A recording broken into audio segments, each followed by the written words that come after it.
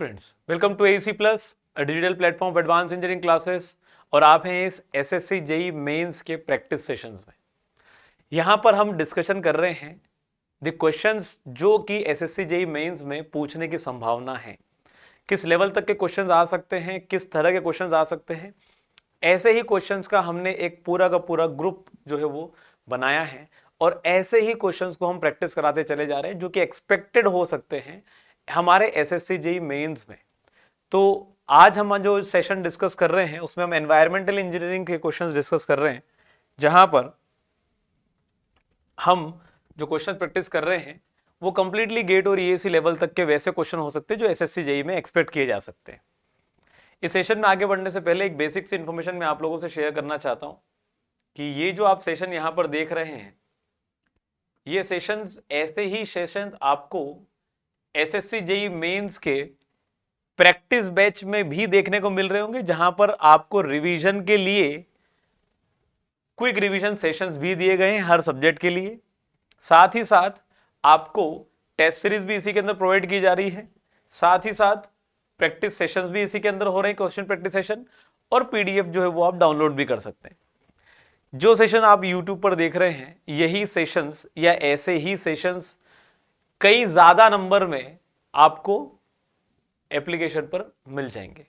So to have your preparation in one go, सब कुछ एक ही जगह पर मिल जाए विदाउट एनी हेजिटेशन, आप इस कोर्स में अपने आप को एनरोल कर सकते हैं। The course has been started from 15th of October। चलिए, तो आज हमारा जो 6th सेशन है इन दी एनवायरमेंटल इंजीनियरिंग पार्ट, जहां पर हम वेस्ट वाटर के ट्रीटमेंट, इसकी क्वालिटी, इसके डिस्पोजल पर जो है वो क्वेश्चंस प्रैक्टिस कर रहे होंगे। चलिए बढ़ते हैं आगे। So the very first question that we have, which of the following pairs are correctly match, इनमें से कौन सा पेयर करेक्टली मैच है। यूट्रोफिकेशन की बात जब करते हैं तो यूट्रोफिकेशन मतलब किसी लेक के अंदर होता है, जहां पर कहीं से कोई न्यूट्रिएंट आ जाए तो फिर उसके अंदर प्रोडक्टिविटी लेवल बढ़ना चालू कर देता है, एल्गी की ग्रोथ होना चालू हो जाती है और लेक की क्वालिटी खराब होना चालू हो जाती है। तो यूट्रोफिकेशन में क्या ऐसा ही कुछ लिखा है, nutrient accumulation leading to ecosystem change occurring in the impounded water. बिल्कुल सही बात है, न्यूट्रिएंट इकट्ठा होते चले जाएंगे और उसकी कंडीशन बिगड़ती चली जाएगी। तो ये बात सही लिखी है। ऑटोट्रॉफिज्म और हेट्रोट्रॉफिज्म के बारे में जो बेसिक आपको पता है उसी से रिलेट करना है। ये शब्दों का खेल जो है वो आपको हमेशा कंफ्यूज करेगा कि क्या लिखा हुआ है, क्या बताने की कोशिश है। आप अपने कॉन्सेप्ट पर विचार करो। ऑटोट्रॉफिज्म या ऑटोट्रॉफिक माइक्रो ऑर्गेनिज्म या ऑटोट्रॉफिक हमारे पास सिंथेसाइजेशन, इसका मतलब ये होता है कि कोई भी प्लांट या कोई भी माइक्रो ऑर्गेनिज्म पहले अपने आप को जीवित रखने के लिए अपना खाना खुद तैयार करेगा।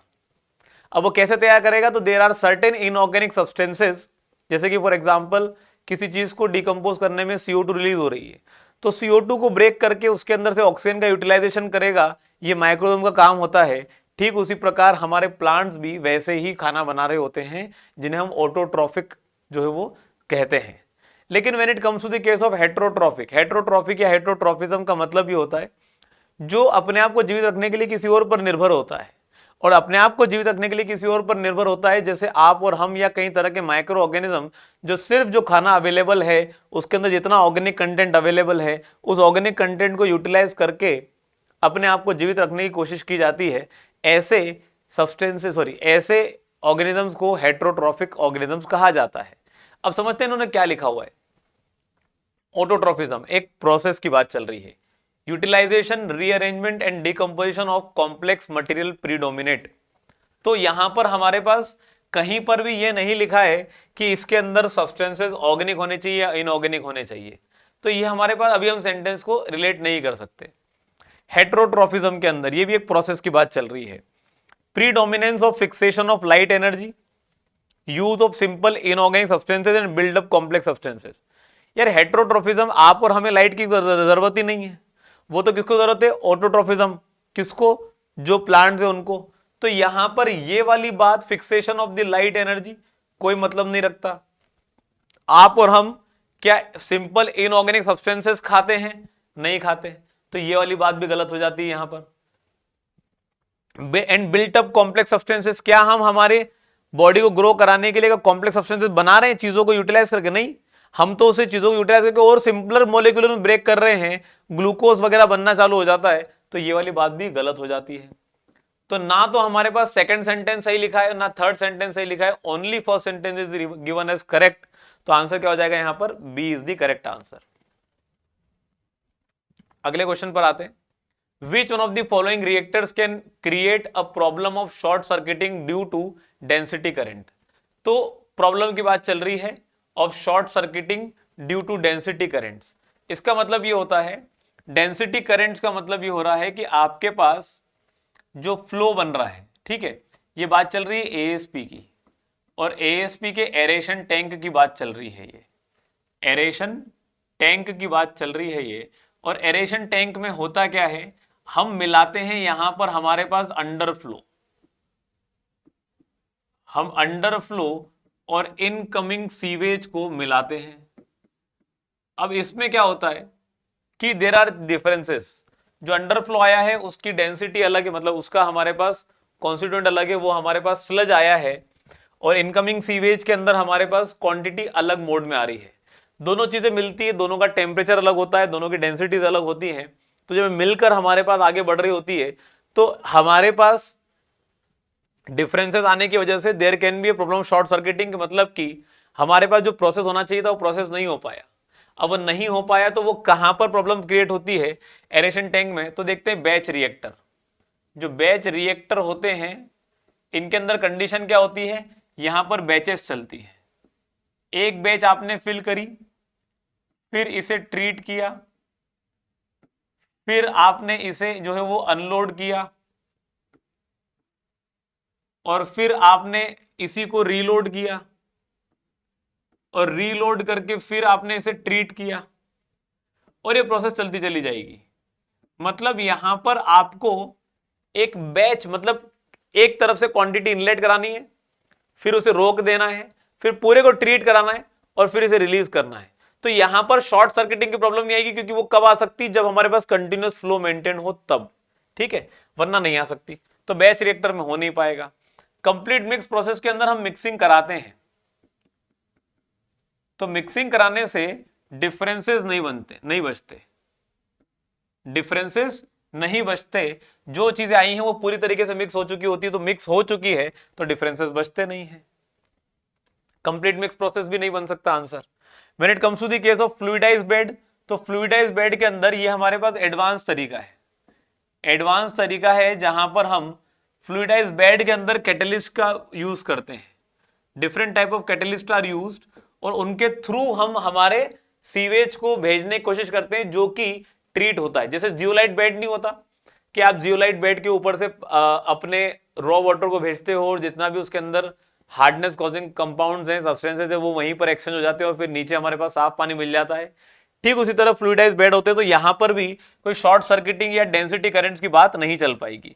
सिर्फ एक ही कौन सी कंडीशन है, प्लग फ्लो कंडीशन, जहां पर हमारे पास कंटिन्यूअस फ्लो बना होता है, कंटिन्यूअस फ्लो बना होता है जहां पर कोई मिक्सिंग नहीं होती, और कंटिन्यूअस फ्लो के अंदर डिफरेंसेस आने के चांसेस बनते हैं।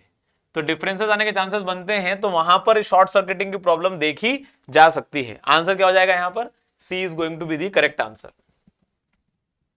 अगला क्वेश्चन पूछा है हमसे, लिस्ट 1 में प्रोसेसेस या बैक्टीरिया के बारे में पूछा गया है, ठीक है, और लिस्ट 2 में अगर प्रोसेस है तो वो किस तरह के एनर्जी से रिलेटेड है, और बैक्टीरिया है तो वो किस तरह के मटेरियल से रिलेटेड है।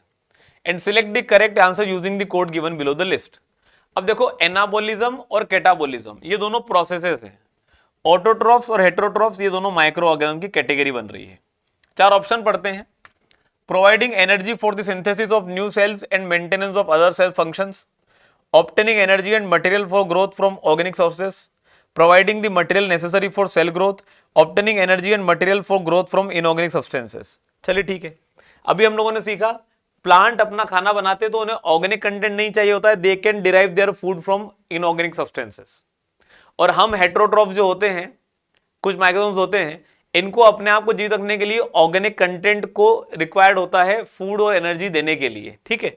तो बात करते हैं ऑटोट्रॉफ को रिलेट करेंगे हम, obtaining energy and material for growth from organic नहीं, ऑटोट्रॉफ के लिए inorganic would be the correct answer, ठीक है। Obtaining energy and material for growth from inorganic sources. और हेटेरोट्रॉफ के लिए हम रिलेट करेंगे obtaining energy and material for growth from organic sources. Anabolism और कैटाबॉलिज्म जो है वो मेटाबॉलिज्म के ही दो अलग अलग पार्ट है। अंतर बस इतना सा है कि एनाबॉलिज्म जो है वो हमारे पास एक कंस्ट्रक्टिव प्रोसेस है जहां पर चीजों को साथ में रखकर मेंटेन कराकर इन्हें बढ़ाया जाता है, और जब कैटाबॉलिज्म प्रोसेस होता है ये हमारे मेटाबॉलिज्म का डिस्ट्रक्टिव प्रोसेस है जहां पर अपने आप को जीत रखने के लिए चीजों को घटाया जाता है, मतलब चीजें घटती चली जाती है डिस्ट्रक्टिव मैनर में। तो होता यह है एनाबॉलिज्म प्रोसेस के अंदर सिस्टम के अंदर एनर्जी इनपुट होती है जिससे सिस्टम ग्रो करता है, और कैटाबॉलिज्म प्रोसेस में सिस्टम में से एनर्जी डिराइव करती चली जाती है अपने आप को ग्रो रखने के लिए। इट इज जस्ट लाइक जैसे कैंसर सेल्स होते हैं, इंसान को अंदर ही अंदर खाते चले जाते हैं, ठीक है, इंसान खत्म होते चले जाता है। Anabolism process is just like कोई बीमार हुआ है, थोड़े दिन आराम करेगा तो आराम करने पर सेल्स अपने आप को बढ़िया तरीके से, हम जो चीजें दे रहे हैं पेशेंट को वो चीजों को कंज्यूम कर करके सेल्स को एनर्जी मिलती चले, सेल ग्रो करते चले, इंसान ठीक होते चले जा रहा है। तो this are two kind of processes. तो एनाबॉलिज्म में हमारे पास कह सकते हैं providing the material necessary for cell growth, और एक है providing energy for the synthesis of new cells and maintenance of other cell functions. तो हमारे पास पूरी तरीके से सेल्स की फंक्शन के लिए, नए सेल को मेंटेन करने के लिए एनर्जी देने का काम करना, उन्हीं कुछ दूसरे सेलों से निकालकर, तो वो कैटाबॉलिज्म का प्रोसेस हो जाता है। और एनाबॉलिज्म के अंदर providing the material necessary for the cell growth, कहीं से लेकर देना सेल की ग्रोथ के लिए, would be referring as material हमारे पास, जो वो थर्ड ऑप्शन से ही हो जाएगा। तो एनाबॉलिज्म ए के लिए 3 से होना चाहिए, बी के लिए 4 से होना चाहिए। तो ए के लिए 3 और बी के लिए 4 कहां पे दिखाई दे रहा है, यहां पे दिखाई दे रहा है, और सी के लिए 1 हो जाना चाहिए और डी के लिए 2 हो जाना चाहिए। तो ये डी ऑप्शन सही चला जाएगा हमारे पास, D is the correct answer. अगला पूछा है the rate of biomass production will be always lower than the rate of biomass production, मतलब क्या, डीकंपोजिशन के बाद, आफ्टर डीकंपोजिशन।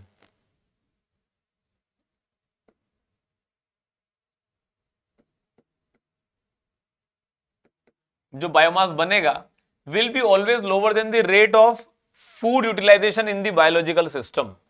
तो कितना ऑर्गेनिक मैटर हमारे पास डिकंपोज हुआ।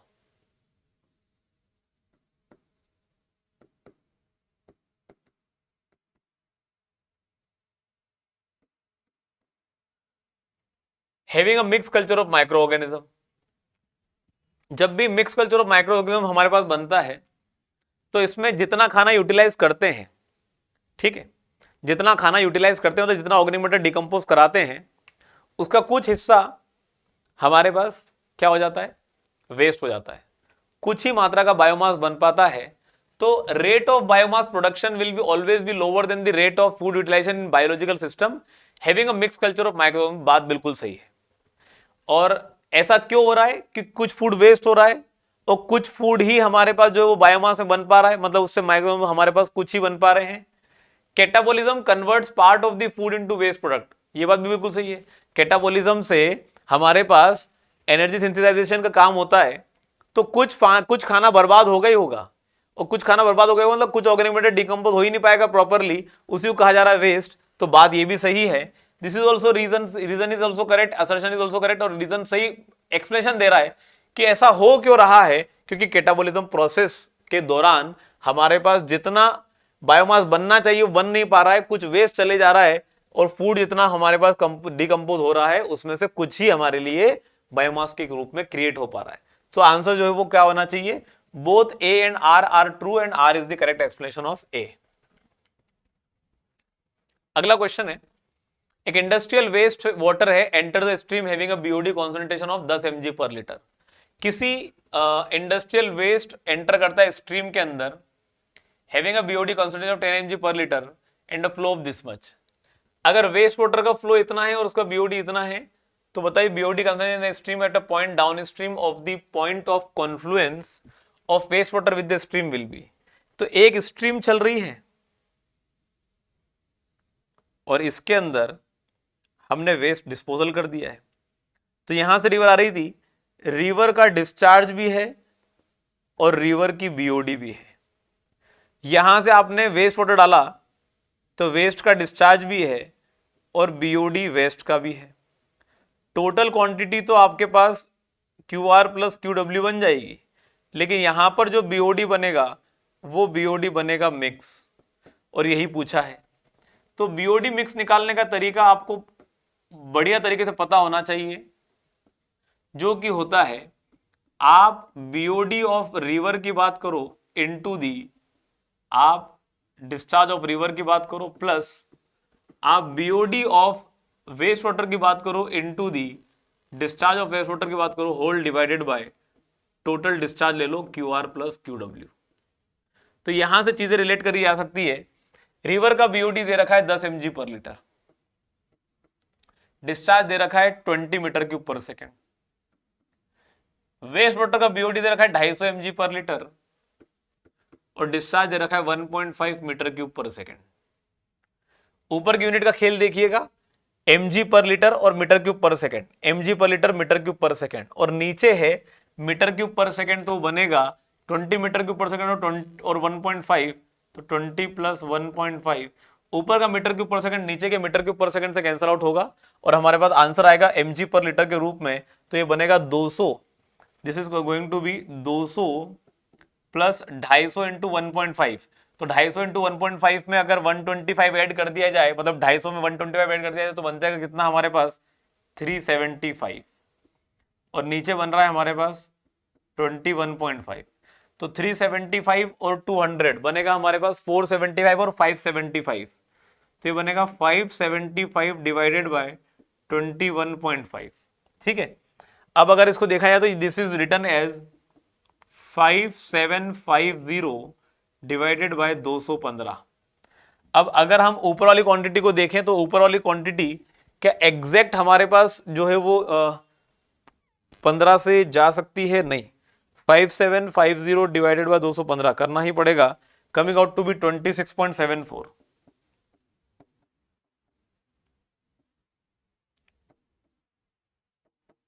mg per litre, coming out to be 26.74 mg per litre के बराबर आंसर है हमारे पास। D is going to be the correct answer.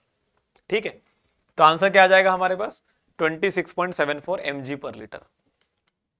अगला क्वेश्चन पूछा है the formulation of BOD assimilation, the formulation of BOD assimilation in stream should include.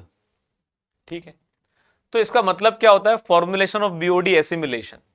Assimilation का मतलब आप समझ लीजिए कि हमारे पास स्ट्रीम की बात चल रही थी, स्ट्रीम के अंदर प्यूरिफिकेशन, हमारे पास self purification,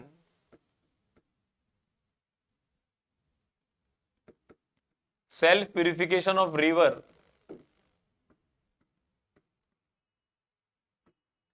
bye various stages. कई तरह की स्टेजेस की वजह से जो सेल्फ प्यूरिफिकेशन हो रहा है उसमें जो बीओडी का फॉर्मुलेशन है वो किस पर, वो उसमें क्या इंक्लूड होना चाहिए। तो यहां पर हमारे पास जरा ध्यान समझिएगा, सेल्फ प्यूरिफिकेशन के अंदर जो फॉर्मुलेशन ऑफ बीओडी एसिमिलेशन है, बीओडी की बात कब चलती है? ऑर्गेनिक मैटर से चलती है। ठीक है, ऑर्गेनिक मैटर के डिकम्पोजिशन से चलती है। ठीक है, BOD always refers to, BOD को यहां पे मेंशन कर लो आप, रिलेटेबल करना है, रिलेट करना है उसको ऑप्शन के साथ। BOD will always refer to हमारे पास decomposition of organic matter, decomposition of organic matter. और ऑर्गेनिक मैटर का डीकम्पोजिशन में क्या क्या बातें ध्यान रखनी पड़ेगी? टाइप ऑफ ऑर्गेनिक मैटर कैसा होगा, टेम्परेचर कैसा होगा, उस पर डिपेंड करेगा कि ऑर्गेनिक मैटर का डीकम्पोजिशन कैसा हो रहा है। हमारे पास जो सेल्फ प्यूरिफिकेशन रिवर का सिस्टम है, ठीक है, उसमें हमारे पास सबसे पहले तो होगा डाइल्यूशन, और डाइल्यूशन के बाद इफ यू टॉक अबाउट तो then will have with the sunlight के प्रेजेंस में फोटोसिंथेसिस प्रोसेस होगा, हमारे पास सेडिमेंटेशन होगा, और हमारे पास यहां पर ऑक्सीडेशन एंड रिडक्शन की प्रोसेस चलेगी, और हमारे पास यहां पर एरेशन की मदद से रिवर फिर से साफ होती चली जा रही होगी। ये सब चीजें चलेंगी। तो बीओडी का फॉर्मुलेशन करने में क्या क्या होना चाहिए? बीओडी रेट कांस्टेंट होना चाहिए क्या? बिल्कुल होना चाहिए, क्योंकि type of organic matter, temperature, इन्हीं की वजह से तो पता चलेगा कि बीओडी का हमारे पास बीओडी का जो प्यूरिफिकेशन हो रहा है या ऑर्गेनिक मैटर का जो प्यूरिफिकेशन हो रहा है उसमें बीओडी रेट कांस्टेंट इंपॉर्टेंट है, सही बात है। सेडिमेंटेशन ऑफ ऑर्गेनिक मैटर खाली नीचे बैठ जाए, सिर्फ नीचे बैठ जाना, only this is not correct. सिर्फ पानी, सिर्फ ऑर्गेनिक मैटर का नीचे बैठ जाना ये बिल्कुल भी सही नहीं होगा।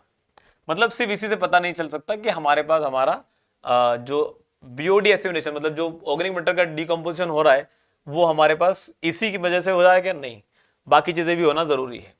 BOD rate constant and sedimentation of organic matter, नहीं, ऑर्गेनिक मैटर के सेडिमेंटेशन से कोई मतलब नहीं होता। वो नीचे बैठ भी गया और डिकम्पोज नहीं हुआ तो कहां से बीओडी हमारे पास सेटिस्फाई होगा? पैथोजेनिक बैक्टीरियल डीके कोएफिशिएंट, भाई पैथोजेनिक बैक्टीरियल या कोई से भी हो, एनी बैक्टीरिया हो, हमें उससे मतलब ही नहीं, एनी बैक्टीरिया हमें उससे मतलब ही नहीं। पर्पस हमारा क्या है?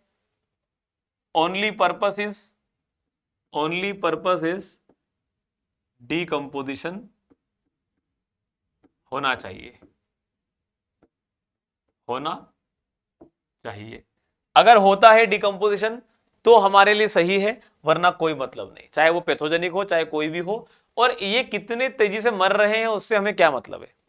तो बिल्कुल भी रिलेट नहीं करता ये, कोई भी ऑप्शन सही नहीं है except for the first one. तो फॉर्मुलेशन ऑफ बीओडी एसिमिलेशन हमारे पास बीओडी रेट कांस्टेंट के ऊपर डिपेंड कर सकता है, कर सकता हूं तो करेगा ही करेगा। अगला सवाल पूछा है, the following zones formed in the polluted river are. Polluted river में कुछ जोन बनते हैं, zone of clear water, active decomposition, recovery and degradation.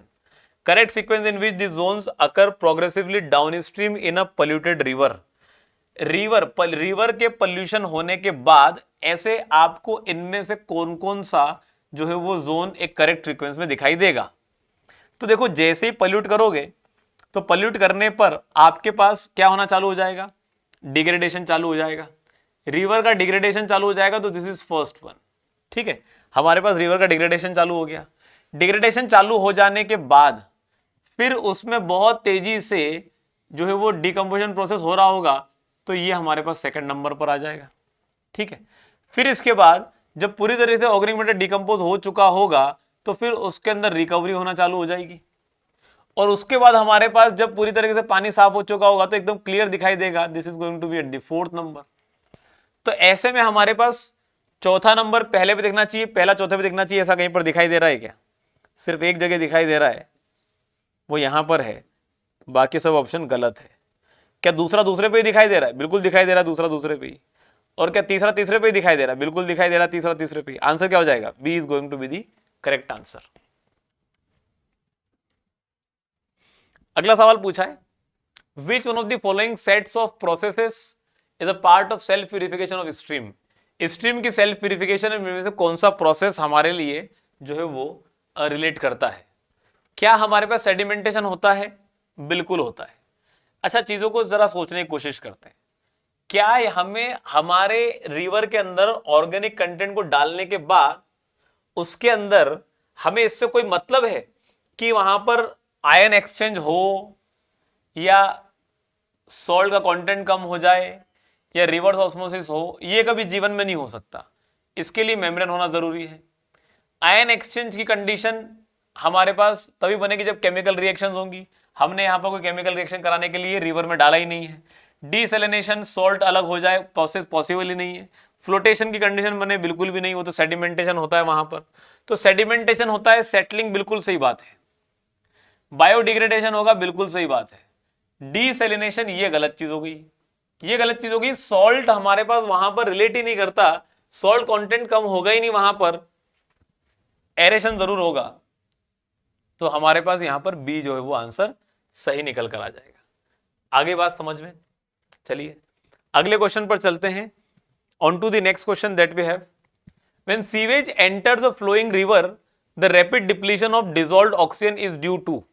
हमारे पास जैसे एंटर किया तुरंत हमारे पास ऑक्सीजन क्यों डिप्लीट होना चालू होती है? Change in temperature in river water. River water के temperature change will only alter rate of BOD reaction. सिर्फ बीओडी रिएक्शन को ऑल्टर कर सकता है ये, अचानक से डिसॉल्व्ड ऑक्सीजन कम हो जाए उससे हमारे पास कोई मतलब ही नहीं आएगा। ठीक है, तो वो मतलब ही नहीं है। हाँ, हमारे पास डीओ जो है डिसॉल्व्ड ऑक्सीजन, या फिर अगर मैं बात करूं सॉल्युबिलिटी ऑफ गैसेस की, solubility of gases is inversely proportional to temperature। तो जो हमारे पास हमारा सीवेज आता है, ऐसा तो नहीं कि सीवेज हमारे पास बहुत ज्यादा गर्म हो जाएगा, और बहुत ज्यादा गर्म होगा तो गैसेस की solubility कम हो जाएगी तो डिसॉल्व्ड ऑक्सीजन कम हो जाएगा। इतना ज्यादा तो होगा नहीं कि डायरेक्ट हमारे पास बहुत ज्यादा कम हो जाए, ये रीजन नहीं हो सकता। Suspended particles in the river and waste, suspended particles इनका डीओ से कोई लेना देना नहीं होता, डीओ से कोई लेना देना नहीं है। आप तो ये देखो कि रिवर के अंदर आप अगर मान लो सस्पेंडेड पार्टिकल की बात कर रहे हो, तो सस्पेंडेड पार्टिकल तो हमारे पास रेत के कण भी है, टर्बिडिटी वाले पार्टिकल भी है, सब कुछ है, तो वो रिवर में पहले से है, तो ऑक्सीजन का लेवल डिप्लीट क्यों नहीं हो रहा है? इसका मतलब हमारे पास इससे भी कोई मतलब नहीं आ रहा। Respiratory activity of the aquatic plants in the river, तो रेस्पिरेटरी एक्टिविटी ये कंटिन्यूअस प्रोसेस है, ये कंटिन्यूअस प्रोसेस है। ठीक है, और हमारे पास ये सडनली ऑक्सीजन के लेवल को डिप्लीट नहीं कर सकती। ठीक है, हमारे पानी के अंदर जैसे सीवेज एंटर करेगा तो रेस्पिरेटरी एक्टिविटी खत्म थोड़ी हो जाएगी, खत्म नहीं हो जाएगी। तो ऐसे में हमारे पास अचानक से हमारा डिसॉल्व्ड ऑक्सीजन का लेवल कम नहीं जा सकता, ये भी रीजन गलत है।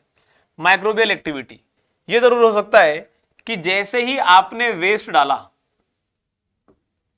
सीवेज डाला, तो सीवेज के अंदर हुआ क्या, सीवेज जैसे ही डाला, सीवेज में था ऑर्गेनिक मैटर, ऑर्गेनिक मैटर का डिकम्पोज करवा रहे थे माइक्रो ऑर्गेनिज्म, और माइक्रो ऑर्गेनिज्म को चाहिए होता है क्या, रिक्वायर्ड O2। जैसे ही पानी में डाला रिवर में, तुरंत सारा O2 इनको बहुत ज्यादा क्वांटिटी मिल गया, ये लेना चालू कर दिया और तेजी से ऑर्गेनिक मैटर को डिकम्पोज करना चालू कर दिए। तो ऑक्सीजन का लेवल रैपिडली डिक्रीज हो सकता है माइक्रोबियल एक्टिविटी कारण, या माइक्रोबियल मतलब सीवेज के एंटर करने पर उसके अंदर प्रेजेंट माइक्रो ऑर्गेनिज्म के द्वारा उस ऑक्सीजन को कंज्यूम कर लेने पर। तो आंसर जो है वो डी हमारा सही आंसर हो जाना चाहिए। बात करते हैं match list 1 with the list 2। List 1 में स्टैंडर्ड्स ऑफ सीवेज एफ्लुएंट है for the discharge in surface water sources, और लिस्ट 2 में टॉलरेंस लिमिट है। तो जरा देखो आप कहां पर भेजा जा रहा है, इसे discharge into surface water source है। तो सरफेस वाटर सोर्स के अंदर मतलब बात चल रही है किसकी, रिवर की बात चल रही है, बात चल रही है रिवर की। और रिवर को हम as a source of water supply भी यूज कर सकते हैं, सोर्स ऑफ वाटर सप्लाई भी यूज करते हैं। तो डिस्पोजल की टॉलरेंस लिमिट हमेशा होगी, बिल्कुल सही बात है। जब हम सोर्स की बात करते हैं तो सोर्स जब हमारे पास पानी पीने के लिए कंज्यूम होने वाला है तो उसमें गंदगी बहुत ज्यादा नहीं होनी चाहिए। बीओडी की जो लिमिट होती है वो होती है हमारे पास 20 mg पर लीटर की, मैक्सिमम कहां तक जाएगा 20 mg पर लीटर तक। बात आती है सस्पेंडेड सॉलिड्स की, suspended solid maximum 30 mg per litre तक परमिट किए जा सकते हैं इनटू द रिवर वाटर। तो ध्यान रखिएगा BOD 5 day 20 mg per litre तक हो सकती है, suspended solid 30 mg per litre तक हो सकते हैं। सीओडी हमारे पास 250 mg पर लीटर तक जा सकती है, और ऑयल एंड ग्रीस हमारे पास 10 mg पर लीटर तक जा सकते हैं। इसके अलावा जो पीएच कंडीशन है कि पीएच हमारे पास यहां पर it can go up to, हम कह सकते हैं it can go up to 5.5 to 9 तक जा सकते हैं। और इसी के अलावा अगर बात करें तो यहां पर हम टोटल डिसॉल्व्ड सॉलिड्स को भी लेके जा सकते हैं up to the limit of 500 mg per litre तक। ठीक है, तो ये हमारे पास किसी भी सरफेस वाटर के अंदर सीवेज के डिस्पोजल की लिमिट्स है, इनसे ज्यादा नहीं होना चाहिए। तो ए के लिए आंसर क्या बन जाता है, ए के लिए बन जाता है 3 और बी के लिए बन जाता है 1। तो ए के लिए 3 और बी के लिए 1 सिर्फ एक जगह दिखाई दे रहा है, ये रहा कॉम्बिनेशन, बाकी सब गलत हो जाएंगे। सी के लिए 4 और डी के लिए 2, तो सी के लिए 4 और डी के लिए 2, यहां पर भी कॉम्बिनेशन बन रहा है, only C is the correct answer, इसके अलावा कोई और ऑप्शन सही नहीं होगा। अगर यहां पर बात चलती मरीन की, तो मरीन में यही बीओडी की जो लिमिट है वो 100 mg पर लीटर चली जाती, सीओडी की लिमिट हमारे पास अभी भी उतनी चली जाती। ऑयल एंड ग्रीस की लिमिट और ऊपर तक चली जाती, 20 mg पर लीटर तक चली जाती, टोटल सस्पेंडेड सॉलिड हमारे पास और 100 mg पर लीटर तक चले जाते, तो ऐसे केस में हमारे पास मरीन एरियाज में, कोस्टल एरियाज में डिस्पोजल की लिमिट अलग होती है, क्योंकि उसका हम यूटिलाइजेशन फिर से नहीं कर रहे हैं। ठीक है, बात ध्यान रखिएगा। आंसर क्या हो जाएगा? C is the correct answer. अगला पूछा है, अब municipal sewage has BOD of 250 mg per litre. ठीक है, म्युनिसिपल सीवेज की बीओडी दे रखी 250 mg per litre. It is propose to treat it and dispose of into marine environment. लो, मरीन का सवाल भी आ गया, अभी मरीन की बात करिए और मरीन का सवाल आ गया। मरीन में डिस्पोज करना है तो म्युनिसिपल सीवेज की बीओडी 200 mg पर लीटर, और डिस्पोज करना है मरीन में। मरीन की लिमिट कितनी अभी बताई? 100 mg per litre. For what minimum efficiency should the sewage treatment plant be design? चलो, बहुत ही अच्छा क्वेश्चन हो गया। When it comes to case of efficiency, efficiency का मतलब क्या होता है? हमें आउटपुट क्या मिल रहा है with respect to input into 100। तो आउटपुट मतलब क्या? बीओडी ऑफ एफ्लुएंट और विथ रिस्पेक्ट टू हमारे पास बीओडी ऑफ इन्फ्लुएंट इंटू 100। सही लिखा है ये? बिल्कुल गलत लिखा है। आप आउटपुट क्या निकालना चाहते हो? आप आउटपुट निकालना चाहते हो बीओडी रिमूवल। जितना अच्छा रिमूवल होगा आप उतना ही अच्छा एफिशिएंट सिस्टम कहोगे। तो ये बनता है बीओडी का रिमूवल। और बीओडी रिमूवल का मतलब क्या होता है? बीओडी रिमूवल का मतलब होता है कि कितनी बीओडी आपके पास आई थी, कितनी इन्फ्लुएंट थी, माइनस कितनी चली गई या कितनी आपने ट्रीट नहीं करी, इन दोनों का डिफरेंस डिवाइडेड बाय बीओडी आपका इन्फ्लुएंट का इंटू 100 कर दोगे तो निकल कर आ जाएगी। अब देखो, मरीन के लिए लिमिट है कि मरीन की जो बीओडी एफ्लुएंट है मरीन के लिए can be maximum 100 mg per litre for marine. तो मरीन के लिए मैक्सिमम 100 mg पर लीटर तक जा सकता है। तो ऐसे केस में ये वाली लिमिट मैक्सिमम 100 तक जा सकती है। कम से कम होती तो कितना होता? कम से कम ये 0 भी हो सकती है। अगर ये 0 हो सकती तो फिर मैक्सिमम एफिशिएंसी कितनी मिलेगी? ये कम होगा तो एफिशिएंसी बढ़ेगी, ये बढ़ेगा तो एफिशिएंसी कम होगी। तो मिनिमम कितनी एफिशिएंसी मिलनी चाहिए ट्रीटमेंट प्लांट में जब ये वैल्यू मैक्सिमम हो? ये मैक्सिमम होगी तो मिनिमम एफिशिएंसी मिलेगी। तो एफिशिएंसी हमारे पास मिनिमम कितनी होनी चाहिए? इन्फ्लुएंट बीओडी कितनी है? 200। मैक्सिमम कितनी जा सकती है? 100 बटे 200 इंटू 100। तो ये कितना आ जाएगा? 100 बटे 200, 50%। अगर 50% से कम एफिशिएंट सिस्टम हुआ, 50% से कम एफिशिएंट सिस्टम हुआ तो 200 की क्वांटिटी आ रही है। मान लो आप 50 ही ट्रीट कर पाए तो बाहर कितनी आएगी? 150। और 150 बाहर चली गई तो आपके पास तो सिस्टम बन गया इनएफिशिएंट। आगे बात समझ में? तो मिनिमम कितनी होनी चाहिए एफिशिएंसी? 50% तो होनी ही चाहिए, मिनिमम 50% होनी चाहिए। आंसर क्या आ जाएगा? C is going to be the correct answer. Clear है बात? चलिए, अगला सवाल पूछा है, in which type of lakes does a perfect ecological equilibrium? Perfect ecological equilibrium among the producers, decomposers and consumer group of organism exist. Perfect ecological equilibrium का मतलब ये होता है system which can survive for ever. ऐसा system जो कि जीवन भर के लिए हमेशा पे चलता रहे, जिसमें कोई डिस्टरबेंस क्रिएट ना हो, उसी को कहा जा रहा है परफेक्ट इकोलॉजिकल इक्विलिब्रियम।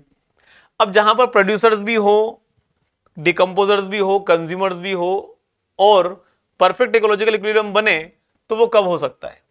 देखो, जितना भी कोई नया लेक बनता है, इफ वी टॉक अबाउट जो लेक्स होते हैं, तो ओलिगोट्रॉफिक, फिर बात करते हैं मेसोट्रॉफिक, फिर बात करते हैं यूट्रॉफिक और फिर बात करते हैं सेनेसेंट। तो ऐसे नीचे जाने पर क्या होता है? प्रोडक्टिविटी का लेवल जो है वो बढ़ता है, प्रोडक्टिविटी लेवल इंक्रीजेस। और प्रोडक्टिविटी लेवल बढ़ने का मतलब ये होता है कि हमारे पास ऐसे केस में क्वालिटी ऑफ वाटर क्या हो रही है? घटती चली जा रही है। क्वालिटी ऑफ वाटर डिक्रीज हो रही है। इसका मतलब ये होता है कि समय के साथ पानी खराब होते चले जा रहा है। और कोई चीज जो परमानेंट सस्टेन नहीं कर पा रही है और उसमें कंटिन्यूसली बदलाव हो कि वो खराब होते चले जा रहा है, मतलब इनमें से कोई ना कोई तो ऐसा है ना, प्रोड्यूसर, डिकम्पोजर या कंज्यूमर, जो एक लेवल पे बढ़ते चले जा रहा है और पानी क्वालिटी खराब होते चली जा रही है, वो जीवन भर तक एक जैसा नहीं बना रहेगा। तो ऐसे में हमारे पास जो परफेक्ट इकोलॉजिकल इक्विलिब्रियम बनाता है वो कौन बनेगा? ओलिगोट्रॉफिक।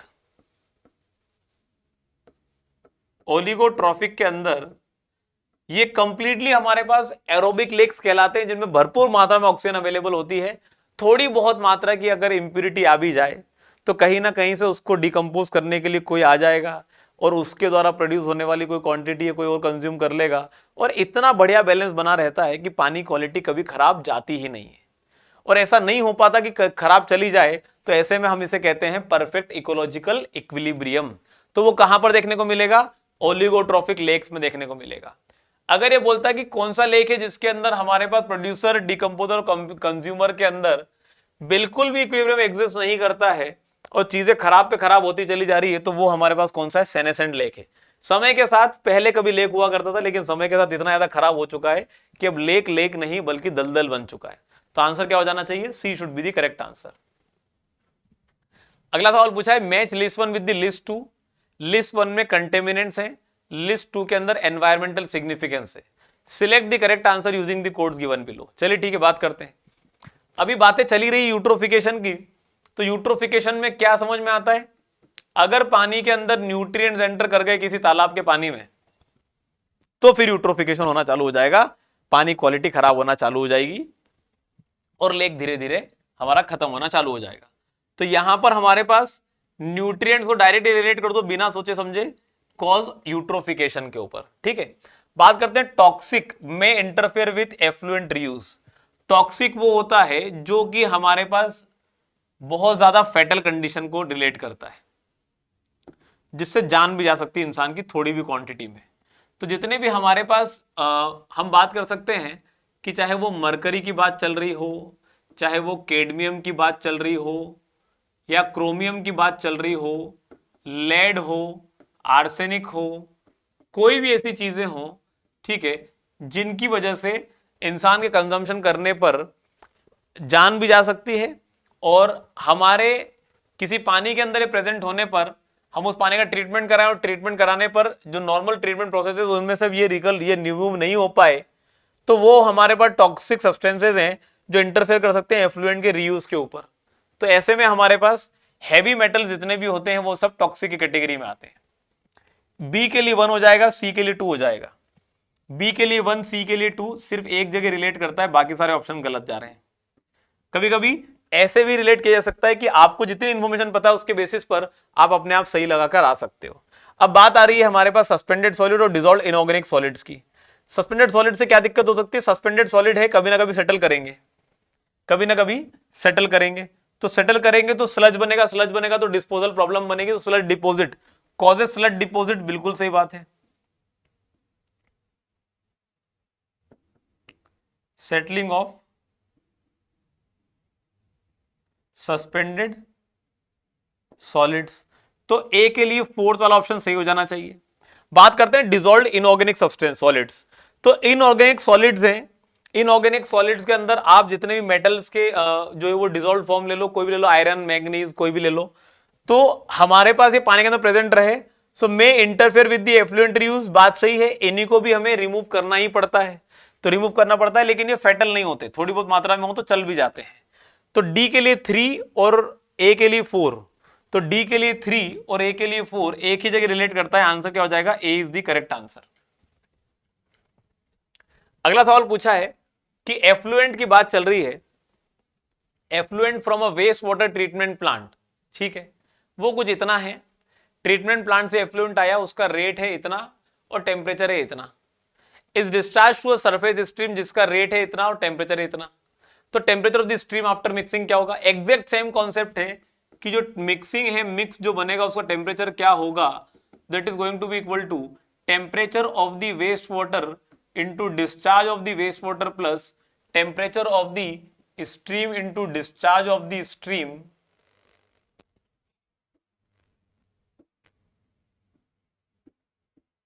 होल डिवाइडेड बाय, कह सकते हैं कि यहां पर हमारे पास discharge of waste water plus discharge of stream से रिलेट कर सकते हैं।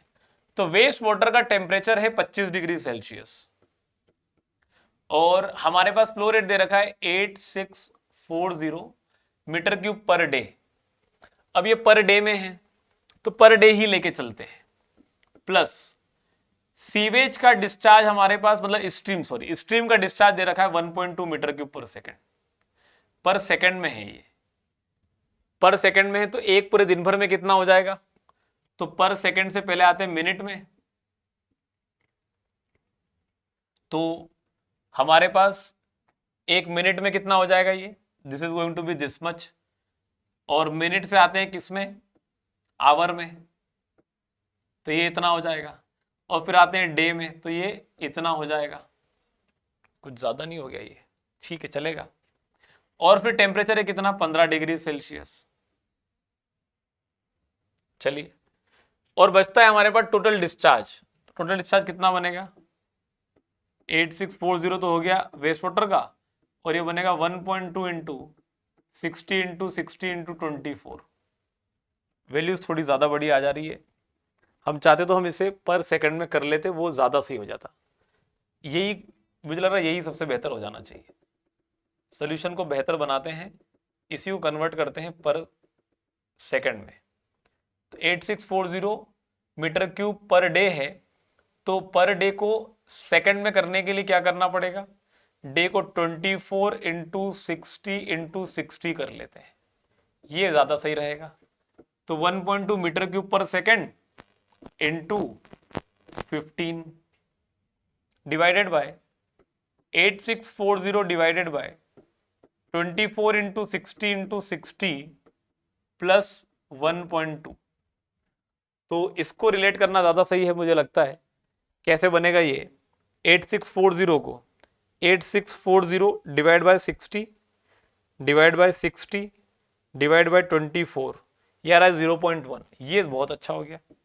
तो 25 into 0.1 plus 1.2 into 15 divided by 0.1 plus 1.2, तो ये बनेगा 1.2 इंटू 15 टाइम्स।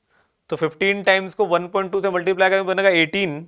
15 इंटू 1.2 18 तो बन रहा है, और 18 प्लस 2.5, तो 18 plus 2.5 would come out to be as 20.5। तो 20.5 upon 1.3 divide by 1.3 comes out to be 15.76। 15.769 मतलब 15.77 डिग्री सेल्सियस। ये आ जाएगा मिक्सचर का टेम्परेचर। क्या यहां तक की बात क्लियर है सभी को? तो ये हमारे पास यहां पर आंसर आ जाएगा क्या, B is going to be the correct answer. Question पूछा है, एक ड्रेन है हमारे पास carrying sewage of BOD. BOD का सीवेज है 200 mg पर लीटर और फ्लो रेट है 50 मीटर क्यूब पर सेकेंड। वो एक रिवर को ज्वाइन करता है जिसका बीओडी है और उसका फ्लो रेट भी है। अगर immediate and complete mixing of drain मान ले with the river, what is the estimated downstream BOD of the river flow. अब देखो मैं डायरेक्ट फॉर्मूला लिखता हूं, BOD of mix, exact same condition है, फॉर्मूला लिखने के बजाय डायरेक्ट कैलकुलेशन लिखता हूं, जरा समझिएगा क्या। सीवेज का बीओडी और सीवेज का फ्लो रेट है, तो 200 इंटू 50 प्लस बीओडी स्ट्रीम का भी है और उसका फ्लो रेट भी है, तो 500 इंटू 8 बटे डिस्चार्ज रिवर का इतना है और सीवेज का इतना है, तो बचेगा 50 प्लस 500। तो ये बनेगा हमारे पास 500 इंटू 8 4000 और 5 टू 10 तो 10,000 14,000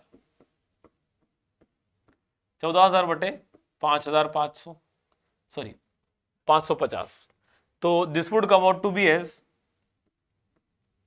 ये बन जाना चाहिए 1400 हमारे पास जो है वो फिर रिलेटेड टू, तो ये बनेगा हमारे पास, करना ही पड़ेगा 25.54 सॉरी 45 mg पर लीटर। तो 25.45 mg पर लीटर कहीं पर रिलेट कर रहा है, ये रहा आंसर। क्या हो जाएगा, B is going to be the correct answer. अगला सवाल पूछा है, consider the following statement with reference to the mixing of industrial waste. Industrial waste हम डोमेस्टिक वेस्ट वाटर से कब मिक्स करा सकते हैं? मिक्सिंग हम तब करा सकते हैं, इंडस्ट्रियल वेस्ट जो होता है उसकी कंडीशन एक ही है, only when its BOD ultimate by COD का रेशियो इज ग्रेटर देन 0.5 से ऊपर हो। हमारे पास मतलब बायोडिग्रेडेबिलिटी बननी चाहिए इंडस्ट्रियल वेस्ट की। अगर वो बायोडिग्रेडेबल है ही नहीं तो उस इनऑर्गेनिक कंटेंट को या नॉन बायोडिग्रेडेबल कंटेंट को हमारे डोमेस्टिक सीवेज में मिलाकर डोमेस्टिक सीवेज को भी खराब करना वो भी सही नहीं होगा। तो उसका पहले BOD ultimate by COD ratio निकाला जाएगा। The industrial waste water can be mix with domestic water when it has higher BOD. इसकी बीओडी बहुत ज्यादा हो तो हम इसको डोमेस्टिक में मिला दें, ये रीजन नहीं होता। उसकी बीओडी हाई है तो भी मिल सकता है और कम है तो भी मिल सकता है, when it is higher BOD. Also possible if BOD is low. तो सिर्फ ये एक रीजन नहीं है, ठीक है, ये रीजन तो नहीं है। The industrial waste water can be mix with domestic water when the pH value of industrial waste water is highly alkaline. बिल्कुल गलत है। जो पीएच है हमारे पास that should be between 5.5 and 9, 5.5 से 9 के बीच तक जाना चाहिए। अगर है तो ही करेंगे वरना नहीं करेंगे, और हाईली अल्कलाइन है तो हम मिक्स नहीं करेंगे वरना हमारे पूरे के पूरे सीवेज की कंडीशन खराब हो जाएगी। तो दोनों ही रीजन सही नहीं है कि हम क्यों इंडस्ट्रियल वेस्ट को डोमेस्टिक वाटर में मिक्स कर सकते हैं। क्लियर बात? आंसर नाइदर 1 और 2 के बराबर। अगले सवाल पूछ रहे हैं, in transition of sewers from the smaller diameter sewer to large diameter sewer the continuity of sewer is maintained at. तो पहली बात तो ये, जब भी सीवर का डाया बदलेगा, डाया की बात हो गई, सीवर के स्लोप की बात हो गई, या फिर हमारे पास बात कर लेते हैं सीवर का डाया चेंज हो रहा है, स्लोप चेंज हो रहा है, या कॉन्टिन्यूटी में ब्रेक हो रहा है, या हमारे पास कोई टर्निंग आ रही है। इन सब केसेस के अंदर हमें हमारे सीवर्स को डायरेक्ट ज्वाइन नहीं करना होता, डायरेक्ट ज्वाइन नहीं करना होता। हमें क्या करना पड़ता है? मैनहोल में डंप करना पड़ता है, मैनहोल में इसे डंप करना पड़ता है, और उसी मैनहोल से एक नया सीवर निकलेगा, उसी मैनहोल से एक नया सीवर निकलेगा। तो अगर कोई सीवर यहां पर आ रहा है, जब ये क्वांटिटी यहां डिस्पोज करेगा तो ले जाने वाला सीवर थोड़ा सा नीचे ही होना चाहिए। तो जो इनके टॉप मोस्ट लेवल होते हैं इन्हें कहा जाता है क्राउन। क्या कहते हैं? क्राउन। तो जो आउटगोइंग सीवर है, जो आउटगोइंग सीवर है उसका क्राउन हमेशा हमारे इनकमिंग सीवर से नीचे होना चाहिए। The crown should lie in one single line, हमारे पास स्लोप के अकॉर्डिंग एक सिंगल लाइन में लाई करना चाहिए, और हमारे पास कभी भी आउटगोइंग सीवर हमारे इनकमिंग सीवर से ऊपर नहीं जाना चाहिए। तो हम क्या मेंटेन कराते हैं? हम सिर्फ इनके पाइप लेवल को मेंटेन कराते हैं, इसके अलावा कुछ और नहीं देखते। तो bottom of the concrete bed of sewer, concrete bed जो है हमारे पास सीवर का, उसके बॉटम से कोई मतलब नहीं है। अगर ऐसी कंडीशन बनती, for example just think about it, कि आपके पास अगर ये वाला सीवर छोटा होता और ये वाला सीवर बड़ा होता, तो क्या इस वाले सीवर को इसका बेड और इसका बेड मिलाकर हम काम कर सकते थे? बिल्कुल भी नहीं। क्राउन की बात आती है तो हमारे पास bottom of the concrete bed of sewer मतलब नहीं है। Inverts of the sewer, sewer के इनवर्ट्स जो इनका बॉटम लेवल है उसी की बात चल रही है, तो वो भी मैच नहीं कराते। क्राउन ऑफ सीवर बिल्कुल मैच कराते हैं। Hydraulic gradient of the sewers, hydraulic gradient मतलब स्लोप।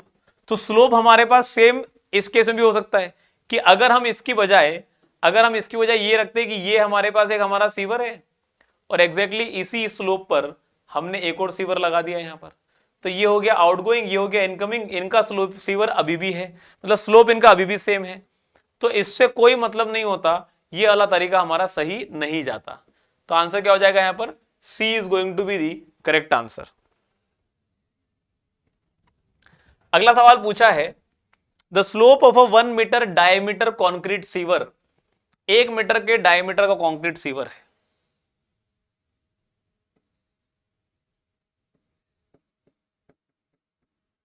ठीक है, is laid at a slope of 1 in 1000, slope दे रखा है 1/1000 का, develops a velocity of 1 meter per second, ठीक है, वेलोसिटी ऑफ फ्लो दे रखा है 1 मीटर पर सेकेंड,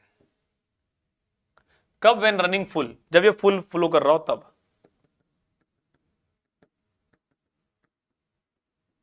ठीक है, when it is flowing half full the velocity of flow through the sewer will be, ये तो कंडीशन बहुत आसान है, जब हाफ फुल होता है तो alpha is equal to 180 degree, central angle 180 degree बराबर होता है, डी बाई डी की जो वैल्यू होती है वो होती है 1/2, ए बाई ए की वैल्यू होती है वो होती है 1/2, और पी बाई पी की वैल्यू होती है वो होती है 1/2, मतलब प्रोपोर्शनेट रेशियोज की बात चल रही थी, proportionate depth ratio, proportionate area ratio, proportionate perimeter ratio, साथ ही साथ आर बाई आर की वैल्यू होती है 1, वी बाई वी की वैल्यू होती है 1, और Q बाई क्यू की वैल्यू होती है 1/2। अब उसने पूछा है V बाई वी, हमारे पास हाफ फुल कंडीशन और कंप्लीट फुल कंडीशन में रेशियो क्या होगा, सिंपल सी बात है यार, आपको V बाई वी पूछा है जो कि 1 के बराबर होता है, और ये आपको पता है 1 × 1 मीटर पर सेकेंड आपको दे रखा है, तो आपका V कितना आ जाएगा, 1 मीटर पर सेकेंड, आंसर क्या हो जाएगा यहां पर, चेंज ही नहीं आएगा। अगर कोई इंसान गलती कर देता कि भाई आपके पास यहां पर आप इसको 1/2 समझ लेते तो आंसर आपका 0.5 आ जाता, मतलब सॉरी क्या आ जाता आपके पास 1/2 तो 0.5 आ जाता। किसी भी तरीके से सारे तरीके के ऑप्शन पुटअप कर रखे हैं, आपको पता आना चाहिए कि कैसे इसको सिलेक्ट करना है, आंसर क्या हो जाएगा, B is the correct answer. अगला सवाल पूछा है आपसे, the following steps are involve in laying a sewer in a trench, ठीक है, किसी ट्रेंच में सीवर को ले करना है, तो ट्रेंच में सीवर को ले करना है तो उसके लिए सबसे पहले स्टेप्स क्या होती है, आपको पहले अलाइनमेंट डिसाइड करना है, ठीक है, आपको पहले अलाइनमेंट डिसाइड करना है, अलाइनमेंट बाय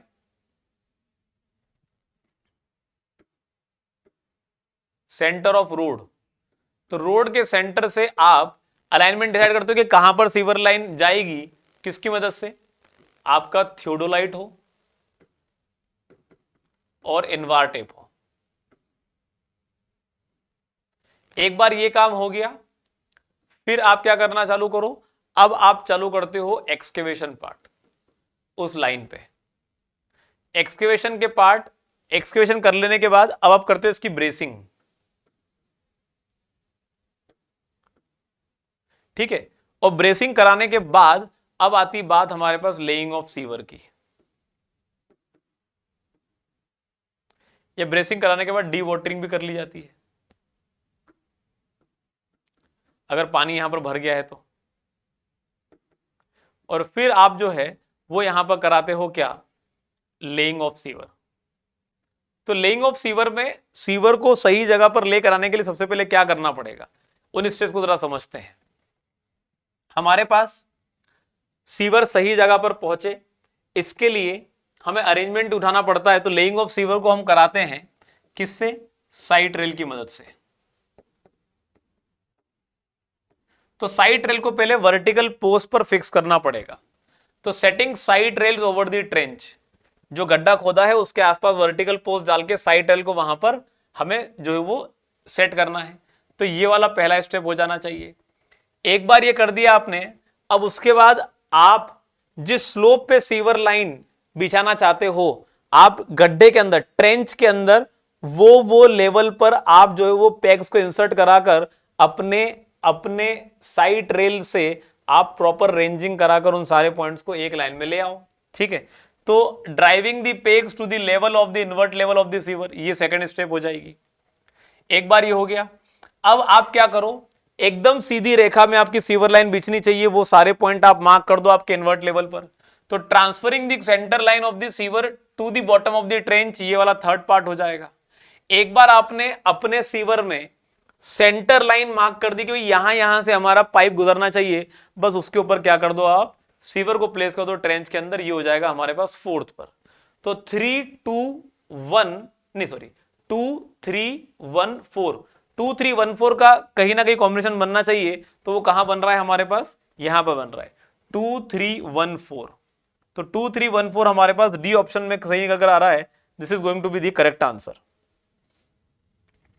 अगला सवाल है हमारे पास, a circular sewer of diameter 1 meter carries storm water at a depth of 0.75 meter. चलो ठीक है, हमारे पास डायमीटर दे रखा है, डाया ऑफ सीवर दे रखा है कितना 1 मीटर के बराबर, और स्टॉर्म वाटर हमारे पास चल रहा है, डेप्थ ऑफ फ्लो है कितनी 0.75 मीटर की। ठीक है, हाइड्रोलिक रेडियस क्या होगा अप्रोक्सीमेटली जब डी इतना होगा। तो देखो ये हमें एक बेसिक सी बातें पता होनी चाहिए कि जब भी हमारे पास किसी एक रैंडम डेप्थ ऑफ फ्लो हो रहा होता है, तो जो हमारे रेशियोज होते हैं, D by D is usually given by 1/2 1 minus cos alpha by 2 के बराबर।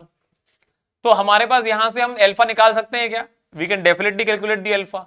ये बनेगा 0.75 equal to 0.75 by 1 equal to 0.75 metre है, ये equal to 1/2 into 1 minus cos alpha by 2।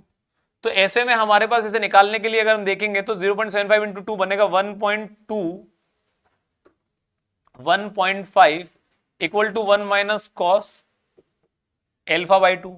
ये बनेगा cos alpha by 2 equal to minus 0.5 के बराबर। तो ये बनेगा हमारे पास alpha by 2 equal to cos inverse minus 0.5। ठीक है, तो इसको कैलकुलेट कर लेते हैं।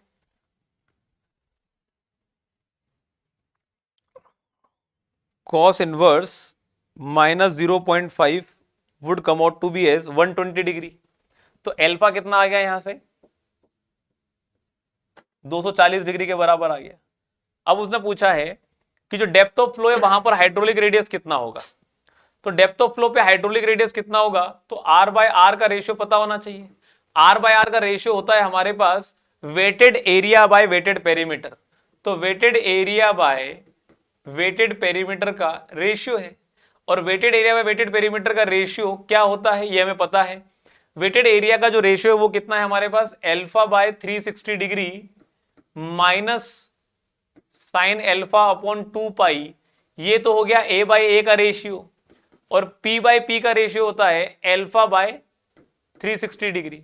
एल्फा हम ऑलरेडी निकाल चुके हैं, तो एल्फा निकाल चुके हैं, तो एल्फा कितना आ रहा है हमारे पास 240 डिग्री बटे 360 डिग्री माइनस साइन 240 डिग्री बटे 2 पाई मतलब 2 पाई इंटू 360 डिग्री बटे 240 डिग्री। ये भी हमारे पास जो है वो पुटअप हो गई वैल्यू। अब हमारे पास यहां पर बात करते हैं कि आर बाय आर का रेशियो में कितना वैल्यू आ रही है।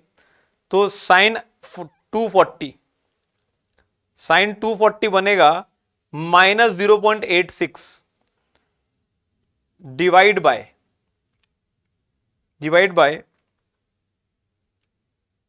2 पाई, तो बनेगा 0 पॉइंट। ठीक है, तो ये बन रहा है हमारे पास माइनस ऑफ माइनस 0.138 और ये हमारे पास बन रहा है 240 बाय 360 डिग्री। तो 240 divide by 360 degree would come out to be 0.66। तो 0.66 minus of this much into 360 बटे 240 बनेगा 1.5। तो ये कितना आ जा रहा है, this is coming out to be 0.66 plus 0.138 into 1.5 आ रहा है ये 1.197।